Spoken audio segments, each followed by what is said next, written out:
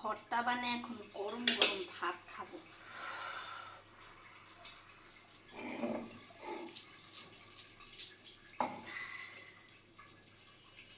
কার কার পছন্দ এমন ভাত?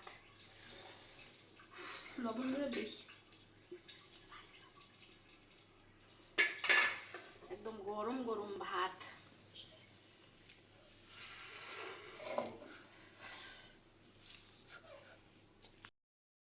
ভর্তা বানাইছি, এখন গরম গরম ভাত দিয়া পাটার মধ্যে ডলে খাবো। এরকম খাবার কে কে পছন্দ করো? ভর্তা বানাইছি আর পাটা পুটে ভাত খাবো না, এমন তো হয়ই না। একটু ট্রাই করি কেমন হয়েছে। এত মজা।